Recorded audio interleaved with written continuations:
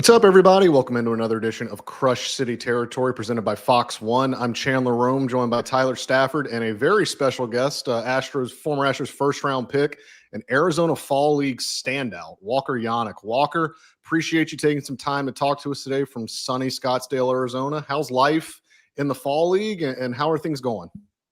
It's going great, man. I couldn't complain. I'm in Scottsdale's a great spot. I'm getting to play baseball as well, so living it up.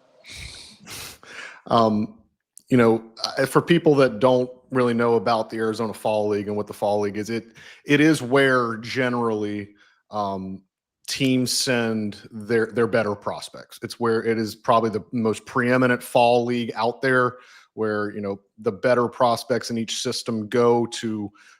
They play games, things like that. And Walker, what has the competition level been like in the Fall League, and what do you think you've learned about yourself in the first 3-4 weeks you've been in Scottsdale? Yeah, the competition is. I mean, it's definitely the toughest baseball I've ever played. Um, Everyone's really good, so you have to come. I mean, strapped up for every game. Uh, oh, Whoop. Whoa. sorry. All right. Got a text. Anyway, sorry. So yeah, and the competition's it's it's tough, man. It's really tough. Every arm I face has been really good.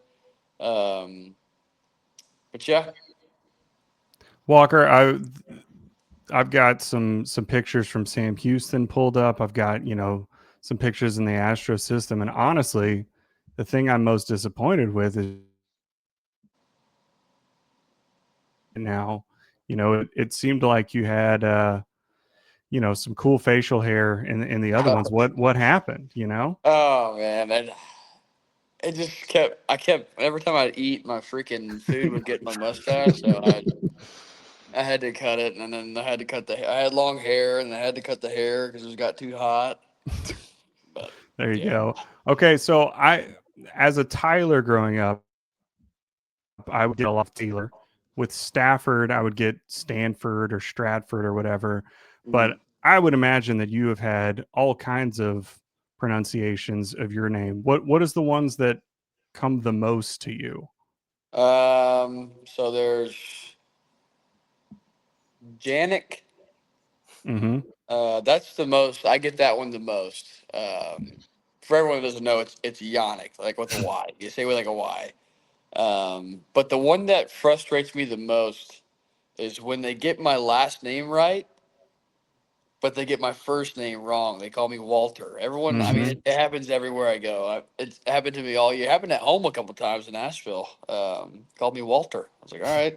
It's something with a K, because when I'm saying your name, the Walker Yannick, so Yeah. something about that makes me want to say Walter. I understand where it comes from. I don't know Yeah. what it is. I can't explain it, but I get it. So I yeah, got you. I'm with you on the pronunciations. It can Yeah. be rough for sure. Walker, you mentioned Asheville. You were there at the Astros High A affiliate all year. Put together a very nice season, 766 OPS, slugged 433. That was your first full year in pro ball. You were drafted in the first round in 2024. So you got your first year of pro ball under your belt. How much easier maybe was it to come in this year without the draft hoopla? You hadn't played college baseball. Like, you got a full off season to kind of settle in. You came into Asheville. Kind of, what was your first year of pro ball like? Your first full uninterrupted season? Yeah, it was a lot different. I mean, going from spring training into like off season, and then having spring training to prepare for the whole season, definitely made it a lot easier. Um, like I said, like ability wise, but like the only thing that was different, obviously, for me was how long the season was, and I learned that I need to keep up with my body. Listen to my body, take recovery serious, all that stuff. Um, but I had fun years, great time, good coaching staff. I would say the one thing I really learned is that I need to come to every game, focused and don't shy away from any at bats or don't waste any at bats, stuff like that. And on the defensive side, um, I just same kind of thing, just come locked in every time, do a thing. Can you explain to me how you stole 30 bases last season? Yeah. So, I mean, I've always been able to run a little bit, and there were times where I obviously like if I had. I mean, in college I ran a little bit. It was actually a big part of what we did in college and how like our game style was in college. Um, but once I got to pro ball, I mean, there's a lot of people that. Yeah, I mean, there's times where you have to pick and choose. Definitely, whenever you're gonna run. Um, So I mean, if he's either like a slow pitcher to the plate, or I mean, a catcher that doesn't throw very well, or a combination of both, I would. I mean, I utilized the cheat jump a lot. If a guy fell into a rhythm, whatnot, got away with that quite a bit. Um, but yeah, I mean, it's a fun part of the game that I like to keep doing. I mean, catchers don't really steal much, but I mean, it's fun to me. So Well, plus you're on the other side stopping people from stealing, so somebody's right, got to do it. So you got to keep that part of the game alive. yeah, right. S- Speaking of that, you had 149 stolen base attempts against you while you were catching in Asheville this year. Is that just like for those of us that don't watch that league, like are teams running just constantly in that? Is that just part of the league that they're going to be aggressive, and kind of how much of an adjustment was that for you when I mean, you average that out, you probably had like 5 stolen base attempts against you a game.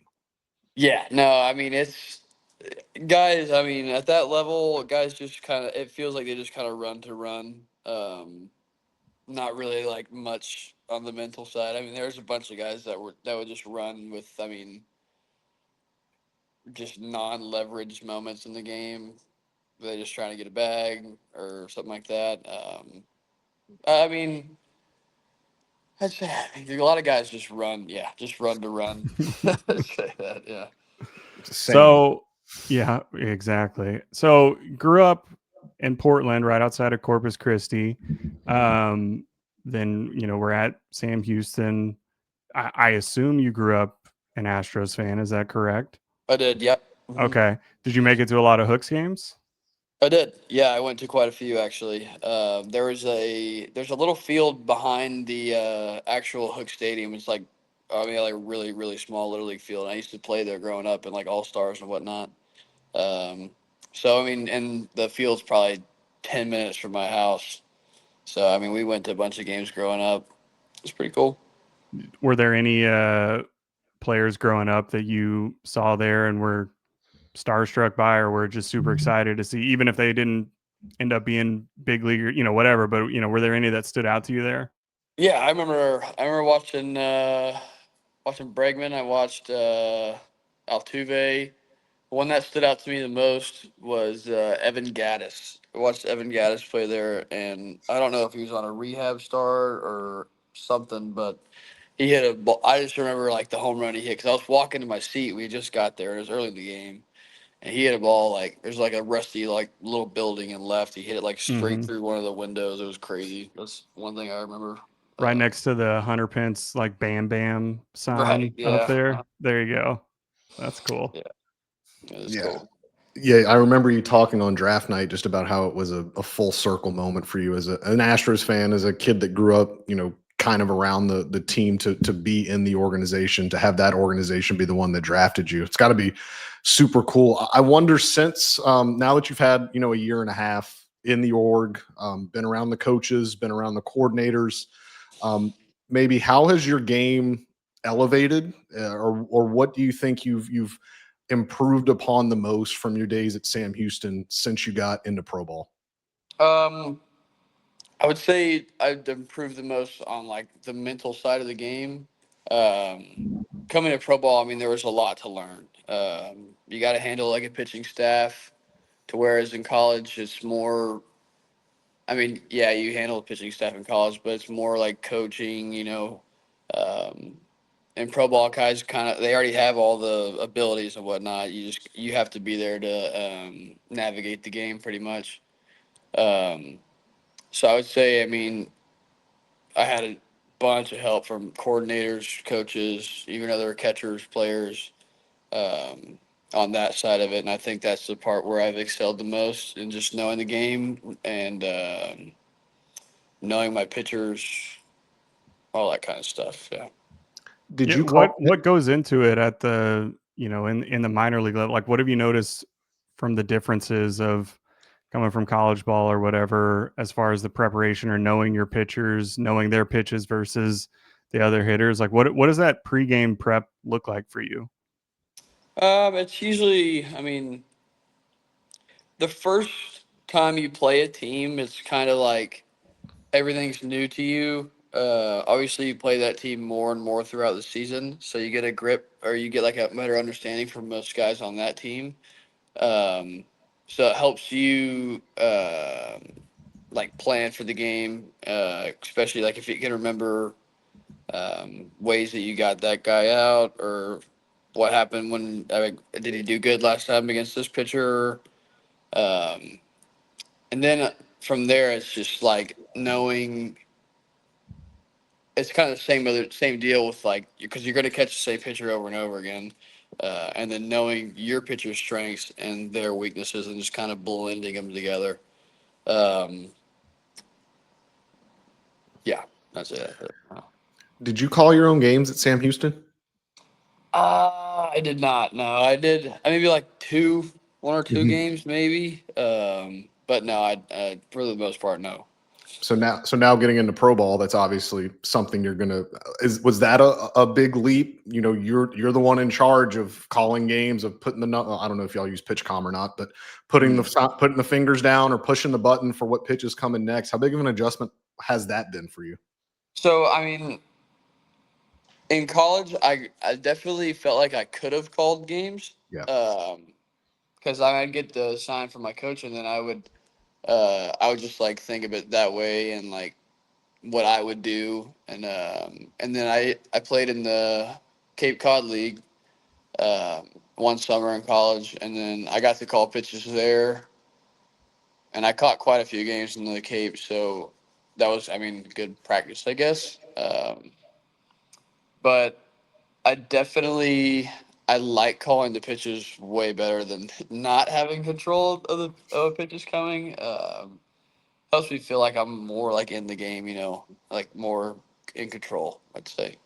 Is there a pitch from an Astros farmhand that's stood out to you? Is there one that's just nasty to catch back there? There's so many. I mean, if I could pick, I mean, I don't want to leave anybody out, so I'm not going to say a single person. But How about we build an arsenal? Maybe give me a fastball, a breaking ball, a changeup from the system that you caught. okay, that's a good one. Let's go for fastball. I would say Colby Langford. We go like a slider off speed type deal. We can go uh, burrito for the curveball or the sweeper or the cutter, whichever one. They're all good. And changeup, I'd probably say Derek True for the changeup. I mean, yeah, that sounds pretty decent to me. That's There you good. go. Yeah. Sounds like you just built the ultimate Astros Yeah, starter. super Yeah. prospect. Yeah. Yeah. I'm glad you mentioned Anderson Brito right there.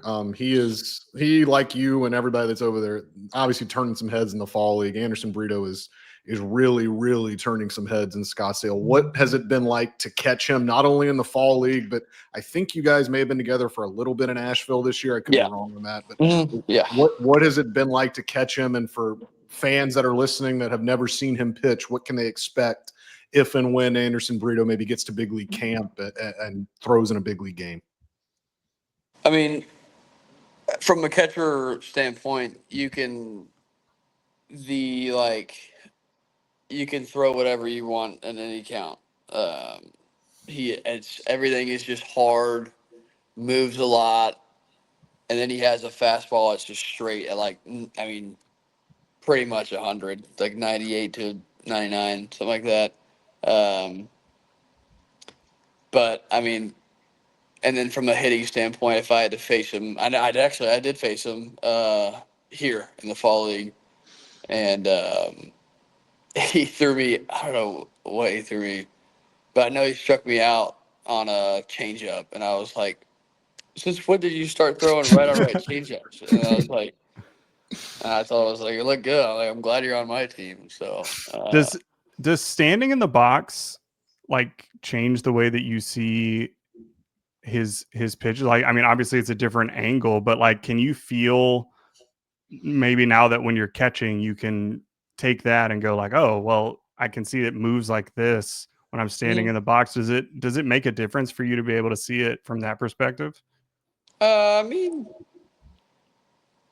yeah, but again, with him, it's just it's almost unfair, man. Like I mean, he's one of those guys that if he messes up one time and you don't get it, then it's probably not going to go your way the next. Like he's probably not going to mess up again. So I mean, it's tough. Yeah. And I mean, he's not a big kid either. I mean, he's like Yeah. 5'10", 5'10", 170, and it still can somehow come out of that slender frame. You can still find that power and that velocity behind it. Yeah, I mean, he's not the biggest guy, but he's pretty jacked I mean, he's probably like 5'9", 5'10". He's just a little muscle. Yeah. You mentioned Derek True. He's in the fall league as well. James Mhm. Hicks is also, I believe he was the fall league pitcher of the week a couple of weeks back. Give us a little bit on those two guys. I know you've seen them a good bit. They're turning heads down there as well. What have you seen from both Derek True and James Hicks? I mean, they're doing great in my eyes. Uh, I've caught. I don't think I've caught. I mean, I've caught them both, obviously, in the fall league. I don't think I've caught them every time, but I've caught them majority of the time. And I mean, since I didn't catch Hicks this year at all in the season. I did catch Derek all year. Um, and I think I caught Hicks in spring training, and I mean, it looks just as. I mean, it looks the same, if not even better than it did in the spring training. Same thing with Derek. I mean, both those guys. I mean, they're great guys, and they're really, really good. So, yeah. As you now switching back to you, as you start to look at the fall league coming to an end and you heading off into your off season, what are your goals for this off season? There's maybe a chance you could be in big league camp this year as a non-roster guy, maybe get your first exposure to some big league spring training. What are your off season goals? What are you going to try to go into this off season and get better at? And what are you hoping to report to West Palm Beach, trying to work on or maybe be better at? I mean, there's so many things that I mean everybody can get better. I would say just for me, it's just bigger, faster, stronger. This is the main three things I think about. Um, Maybe little tweaks here and there on the hitting side. Um, Same thing with catching. I mean, pretty much all of it, really. I'd say, yeah, just overall, just try to get better all around, Just best I can. fix everything, get better at everything. That's Yeah, a good plan. There we go. yeah, I yeah. do feel like we haven't asked you about. I mean, everyone wants to talk about their offense. Everybody wants to talk about their hitting. Where do you feel like you have taken the most strides offensively, and whether it's approach, whether it's swing mechanics, what have the Astros worked with you to maybe get better at, or where do you feel like you've improved the most, maybe from opening day of this past year to where you are now? I kind of mentioned it earlier, but I mean, it's all approach. I mean, my swing's fine, nothing like that. I'm not worried about anything like that. The only thing it is just being able to stay hooked up, and stay locked in and treat every at bat the same.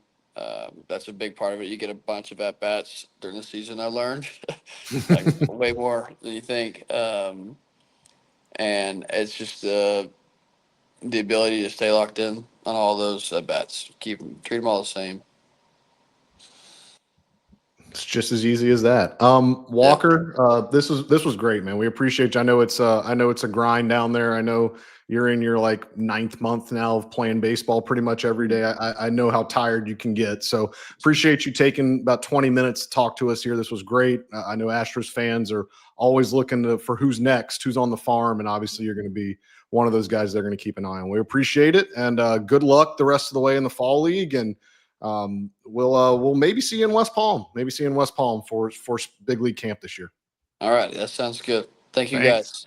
All right. We'll be back right after this message from our friends at DraftKings. The NBA season tips off, and so does DraftKings' newest fantasy game. DraftKings Pick 6 is the easiest way to play for big wins, with every possession giving you a shot at real money. Here's how to play. Just pick more or less on 2 or more stats and unlock the upside every game brings. New DraftKings customers get $50 in bonus picks with just a $5 entry on your first pick set. Don't just watch basketball, cash in. Download the DraftKings Pick 6 app now and use code FOUL. That's code FOUL. Play just $5, get $50 in Pick 6 bonus picks. Make the call, ride the upside. In partnership with DraftKings Pick 6, the crown is yours. Gambling problem? Call 1-800-GAMBLER. Help is available for problem gambling. Call 888-789-7777 or visit ccpg.org in Connecticut. Must be 18 and over. Age and eligibility restrictions vary by jurisdiction. Pick 6 not available everywhere, including New York and Ontario. Void where prohibited. 1 per new customer. Bonus awarded as non-withdrawable Pick 6 bonus picks that expire in 14 days. Limited time offer. See terms at pick6.draftkings.com/promos. Welcome back to Crush City Territory, presented by Fox One. Appreciate Walker Janek taking some time in the fall league to join us. Where, if you couldn't tell by how we were talking there, the Astros have a lot of guys turning heads in the fall league. If you read the Athletics, Keith Law was very, very bullish on Anderson Brito when Keith went to Scottsdale and scouted the fall league. A lot of their pitchers are performing really well in the fall league, which like we talked about is a good sign, because that's the best of the best that the minor leagues have to offer. You heard Walker say that it's the best competition he's faced since he's been in pro ball. If the Astros pitchers that they send there are performing well, it's a good sign going forward. In the greatest transition ever, one of the coaches that could have been coaching those pitchers, it will not be with the Astros next year. It was reported this week that Bill Murphy, longtime pitching coach with the Astros, is departing the organization. He's heading to Pittsburgh, where he is receiving a promotion. He will be the lead pitching coach for the Pittsburgh Pirates. He gets to coach Paul Skeens, which is pretty cool. Did you know where he went to school, Tyler? Brian Kelly's old school? No, he didn't go to Notre Dame. Is that right? He didn't go to Grand Valley State. He went to Air Force, but he'll get to be coached by Bill Murphy, who, let's not sugarcoat this. This is a big loss for the Astros. Bill Murphy, the players loved him. Pitchers loved him. This is a guy that has been very integral in what the Astros do. And part of when you have the reputation that the Astros pitching infrastructure has, the pitching development has, there are going to be other teams that get interested in your guys. And the Pirates were not the only team interested in Bill Murphy this offseason. He had overtures from at least 2 other teams, and that this is not a new thing. Teams tried to poach him last year too, and you can only keep guys for so long at some point. And, Bill Murphy is going to get a promotion there. He had the title of pitching coach here in Houston. He and Josh Miller both shared pitching coach title. But if you watch the games, Josh Miller was the one in the dugout next to Joe Espada. He's the one that made the mound visits. He was kind of on game day. He was the one that was, kind of making the pitching moves in consultation with the manager, both Joe and Dusty before him. Murph was in the bullpen. He was the bullpen pitching coach, would get guys warmed up, would kind of take their temperature down there. So while in title they were the same, Miller and Murphy, this will be Murph's opportunity to go to Pittsburgh and run his own staff, and a well-deserved promotion for a guy, Tyler, that started his coaching career at Brown University. He was a Brown University pitching coach, and I wrote a story about him a couple springs ago, and it was always fun to look at his last year at Brown. I think the pitching staff had like a 6 ERA combined. It's not always about the stats. It's about how you deliver. It's about how you deliver analytics. It's about how you view the game. It's about how you speak with the game. And it's about relationships too. Murph is bilingual. He made many trips to the DR to see Fromber, to see Christian Javier, to see Brian Abreu. And the other thing too, this was a guy that was brought up through the organization. These guys, there were a lot of, and Murph talked about this a lot, like one of the first people that like Christian Javier or Fromber Valdez or Brian Abreu or any of these guys, one of the first people they met when they hit U.S. soil to go to the Astros, either Dominican Academy or when they went to the complex in West Palm, one of the first people they met was Bill Murphy. So he's had a long, illustrious career in the Astros organization, a well-deserved promotion for Murph. It's weird now being at the age where you notice how young these coaches are. Like he's 35. He's like 2 years older than us. And he's just the pitching coach for the Pittsburgh Pirates. And then there was some manager, right, that was just hired that was like 33 or whatever. That's weird.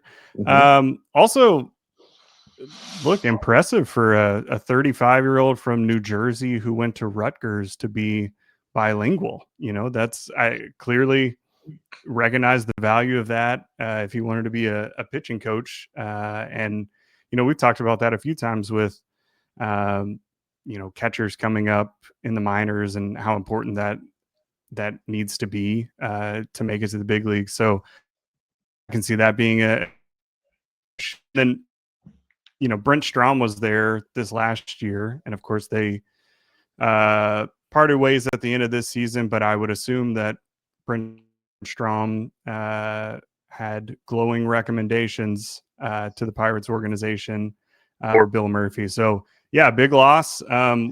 What are the Astros going to do? Are they going to have two pitching coaches, or are they going to stay with one? What do you think they do?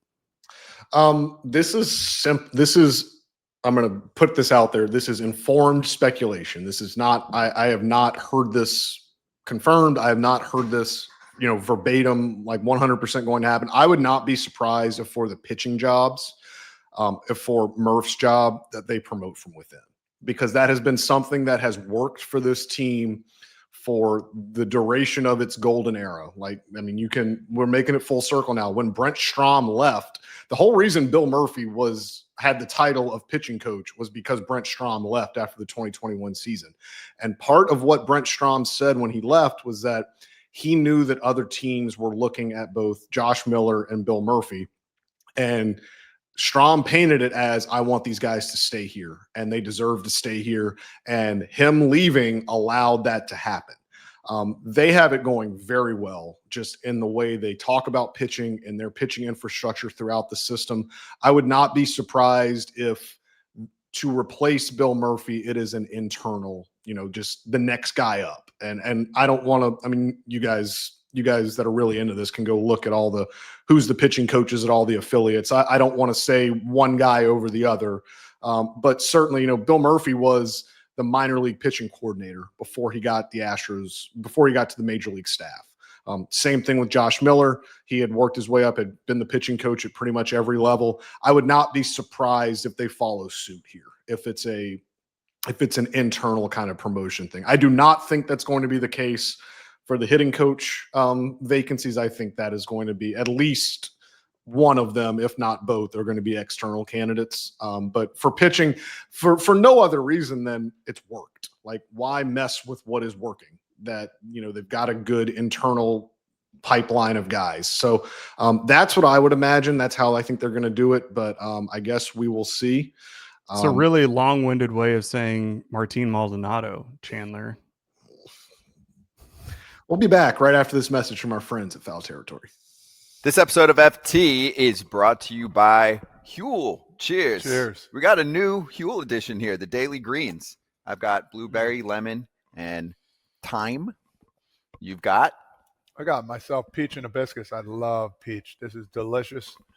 Fuel for the go, man. And this is really good for your body. It's really good for your systems. Anything that has greens in it, especially from Huel, is pretty fantastic. This will get you going, a little energy, a little boost, and keep your insides feeling well too. Yeah, developed by registered nutritionists and dietitians. Huel vitamins, minerals, and superfoods. Only 25 calories, 4 grams of fiber, only 1 gram of sugar. That's the goods. Of course, we still love the Huel Black Edition. I got chocolate peanut butter. How you doing? Strawberry banana is delicious. Let's go. Huel makes healthy eating simple. They also just launched into Target stores nationwide. Try both products today with 15% off your purchase for new customers with the exclusive code FOUL at Huel.com/foul. Use that code and fill out the post-checkout survey to help support the show.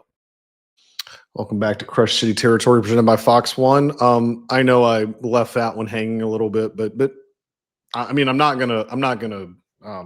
I don't know if it'll happen here, but Martin Maldonado's interested in coaching. Like that's not a foreign thing, and that's something he has said. Like he said that when he was playing here. He said that after he left here and is retired a couple of weeks ago. He wants to manage. He wants to coach. I don't know if that's going to be here. I think certainly he's got people in his corner here. He's got people that I think would like to see him back here. I don't know that right now is the time for that. Who knows? Maybe they want him to get a little bit more experience, or maybe they want his first experience to be here. Who knows? But certainly not ruling it out. I don't think he's going to be the pitching coach, Tyler. They do have a catching coach job open. Let's put 2 and 2 together there. If you're listening to this, you're going to get some breaking news that's not out there yet. It may be out there by the time this uploads and by the time you get this deep into the podcast, but there is going to be another departure from the Astros front office, and it's somebody that if you're really into this, you know him. If casual fan may not know, his name's Jacob Buffa. He was the Astros farm director for the past 2 years. He is leaving the team to go be the international scouting director for the St. Louis Cardinals. And a lot of people would look at that and be like, that seems like an odd transition from, farm director, which is overseeing all of the minor leagues, all the minor league systems, everything, to go be an international scouting director. I will remind you, or I will tell you, Jacob Buffa is a Missouri native. He graduated from Missouri State University and has done extensive work in St. Louis. He founded I believe a performance center in St. Louis. So this is kind of a return home for him. So good for Jacob Buffa. Look, farm director is a big deal. Like that is a big deal in an organization. That is a big job, especially for an Astros team that I think, as we've talked about ad nauseum here, needs to improve. Its minor league system needs to develop some guys pretty quickly. Needs to get some more aircraft carriers in here. So be interesting to see where they go with this. Obviously we know Dana Brown's background as a player evaluation, player development guy. Assistant GM Gavin Dickey is also pretty well versed in that area as well. But the one thing Jacob Buffa did a lot of that I think they may look to replicate is he was a big kind of biomechanics, sports science guy. He kind of orchestrated and designed the Astros' first ever kind of sports science, sports performance center and kind of ways to do things. So maybe they look for someone of that ilk, but Tyler, again, just look, when you've had as much, I know they didn't make the playoffs this past year, but when you've had as much success as the Astros have had, and when you've been a franchise that has been a model franchise for how to do this for a while, you're going to get overtures and you're going to get brain drain and you're going to get people plucked from high positions. And this is now 6 guys this offseason. Now, I think 4 of them were the Astros' own doing. They parted ways with the 2 hitting coaches, with Jeremiah Randall and Michael Collins. That's 4 of them. And then Andrew Ball as well. So that's 5. So 5 of them, the Astros kind of asked to leave. But the 2 other ones, in Bill Murphy and Jacob Buffa, those are consequential losses. Like it's nothing to gloss at. But again, it's kind of the struggles of being good. Is you see it all the time with the Rays. It seems like everyone's hiring someone that used to work with the Rays. Same thing with the Guardians. Like the Astros are in that ilk of, if you're good at your job and you work for this franchise, there's going to be other teams trying to get you. Yeah, people are looking for nerds to come in and do good work. So, yeah, I mean, and obviously when you can get a promotion or move back home, I get that too. But yeah, a lot of turnover here. We'll see how the Astros fill it, and of course, it's funny talking about this. Like, look, 95% of the people listening to this probably couldn't have told you the people doing these jobs within the Astros system. Certainly none of us know anyone who are candidates for any of these, like whoever gets picked is just like, all right, we'll see what happens. It's not like offensive coordinator in the NFL or whatever, it's okay. We'll see what happens. And, but I think it does speak to the Astros organization, like you said, really the Jim Crane era, say what you will, but the Astros organization keeps pumping out guys that other teams want to hire at promotions. And, the Astros have been able to continue to find people within their own talent pipeline or elsewhere. So yeah, those are big losses, but at the same time, I haven't seen anything. I mean, when Brent Strom left, it was, the sky was falling, and then his predecessors have also been very good. So, the Astros have shown that they've been able to weather these and make the right decisions for the most part in these positions. So I should trash that graphic I have for Sunday's pod. That's five candidates to be the next farm director. Yeah. Could you name 5 farm directors in baseball? I can name one because Okay.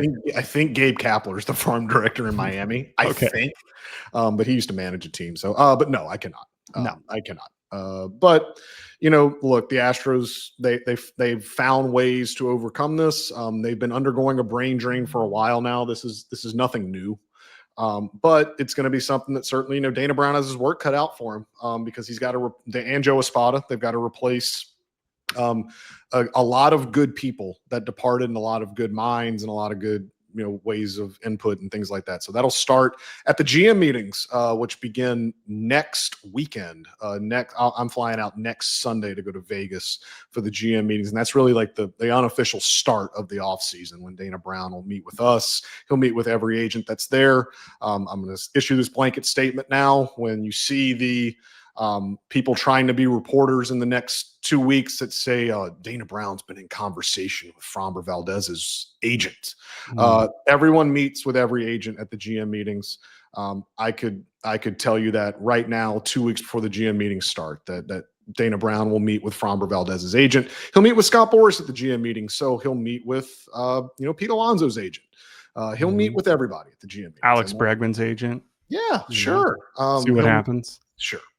But until then, we appreciate you guys watching. As always, you can follow me on X at Chandler_Rome. You can follow Tyler at Tyler C. Stafford. Please rate and review us on Apple and Spotify. You can subscribe to the YouTube channel at Crush City Territory, so you can get notified anytime we go. We have a new pod or we go live. Like I said, we'll be back on Sunday. We'll have a World Series winner by Sunday. I guess before we get out of here, how does this go, Tyler? Do the Blue Jays finish it off, or do the Dodgers win 2 in a row and shock the world? Blue Jays in 6. I said Blue Jays in 5 before the series, and everyone laughed at me. They do that anyway, but specifically for that take, offensive. But it's been a great World Series, man. All the games have been interesting. They've been good stuff. Shohei Ohtani is unbelievable. I mean, Right. I know it's kind of a meme to that MLB tweets out every time he does anything good. No one is ever going to do this. Like 200 years from now in history textbooks about American sports of the 20th and 21st century, Shohei Ohtani is going to be on a short list of maybe 5 athletes that you mentioned from 2 centuries of American sport. Like, he's unbelievable, and he's doing something that nobody else can come close to doing. It's very special that we get to watch it and do that. So, stinks that he's not on the team that I happen to root for, but man, it's fun watching him. I do want to leave. I'm sure you guys saw this fact. Do you know who the only Canadian-born player on the Toronto Blue Jays is? Is it Vladdy?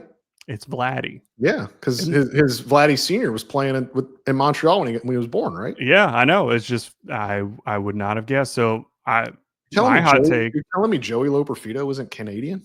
He feels Canadian. I'm with you on that. But I think if they win the World Series, he has to switch his allegiances for the World Baseball Classic and play for Team Canada to really cement himself up there. I mean, the DR already has Yeah. an insane amount of talent. I don't think he needs to help them. But so yeah, maybe he could go to Team Canada. Ernie Clement also sounds like he should be from Canada, but he's not. Mhm. But I think Yamamoto shoves in Game 6. I think it goes to Game 7, and Game 7, you never know. I think Astros fans know that all too well. You never know what's going to happen in Game 7, but I think Yamamoto shoves in Game 6. I think Reddick is going to get more love for his tweet that's still up, and then I think it goes to a Game 7, and I think it's going to be compelling theater in our 51st state in Canada. So we'll be back after that Game 7 on Sunday, and until then, we'll talk to you later. America's team in 6. Bye.